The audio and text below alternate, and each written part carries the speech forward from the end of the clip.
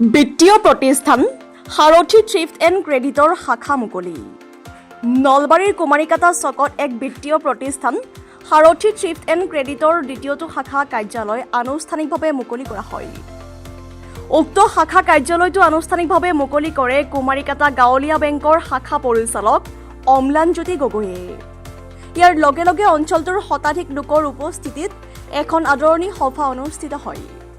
উক্ত সভাত সভাপতিত্ব কৰে সাৰথী থ্ৰিফ্ট এণ্ড ক্ৰেডিটৰ সভাপতি সঞ্জয় আলীয়ে। ইতিমধ্যে নলবাৰীৰ বালিজাৰত 2008 চনতে সাৰথী থ্ৰিফ্ট এণ্ড ক্ৰেডিটৰ মুখ্য কাৰ্যালয়টো স্থাপন কৰি অঞ্চলটোৰ কেইবাগৰাকীও যুৱক যুৱতী সংস্থাপিত কৰাৰ উপৰি সাধাৰণ লোকে উক্ত সংস্থাটোৰ জৰিয়তে টকা সঞ্চয় কৰাৰ উপৰি সহজে ঋণ ল'ব পৰা সুবিধা আছে। আনহাতে শুভ উদ্বোধনী অনুষ্ঠানত উপস্থিত থাকে প্ৰধান শিক্ষক মানসজ্যোতি শৰ্মা, ডিজিটেল আছাম লাইভৰ মুখ্য সম্পাদক মেৰাজুল কাজী, শিক্ষক মোহন হালৈ, বিশিষ্ট ব্যৱসায়ী বিশ্বজ্যোতি কাকতি, ব্যৱসায়ী ৰবীন্দ্ৰনাথ ডেকাৰ লগতে কেইবাগৰাকীও বিশিষ্ট ব্যক্তি। News desk report, digital Assam live. তাৰে ভিতৰত মই 5 বছৰমান সাৰথীৰ লগত ওতপ্ৰোতভাৱে জড়িত আৰু এখেতসকলৰ সুন্দৰভাৱে মানে সাৰথীটো এটা মানে পৰিচালনা কৰি আছে আৰু ইয়াত বহুত আমাৰ নিচিনা ডেকা ল'ৰাবিলাকে হওক বা যিবিলাক মানে কৰ্ম সংস্থাপন কৰি থকা ব্যৱসায়ীবিলাক হওক চবে সুন্দৰভাৱে এটা ভাল এটা সঁহাৰিও পাইছে আৰু এখেতসকলৰ পৰা এটা মানে বহুত উপকৃত হৈছোঁ। মই নিজেও উপকৃত। ধৰক এতিয়া ব্যৱসায় এটা কৰাৰ লগে লগে আমি ইয়াতে অলপ কিবা মূলধন থলোঁ বা কেতিয়াবা তেখেতসকলৰ পৰা আমি অলপ লোন টোন মানে বিচাৰিলে বোলে আমাৰ ঘৰত ধৰক দোকান আছে, এতিয়া অলপ দোকানখনৰে অলপ ক্ৰাইচিছ হ'ল যে মোক এটা লোন লাগে, সেই সুবিধাখিনি তেখেতসকলে সুন্দৰভাৱে এটা মানে দি দিয়ে।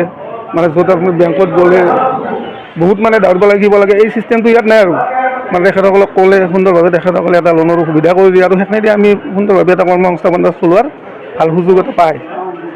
আৰু মোৰ নাম শ্ৰী দীপাংকৰ হালৈ, মোৰ ঘৰনে পানীগাঁৱত, মোৰ ব্যৱসায় শনিয়ৰতে। সঞ্জয় আলী ভাল সুন্দৰ ল'ৰা আৰু একচুৱেলি ইমান ডেকা ল'ৰা এটা সুন্দৰ এটা প্ৰতিষ্ঠান মানে সুন্দৰভাৱে চলাই নিয়াত যিখিনি মানে কষ্ট কৰিছে তেওঁৰ কাৰণে ধন্যবাদৰ পাত্ৰ।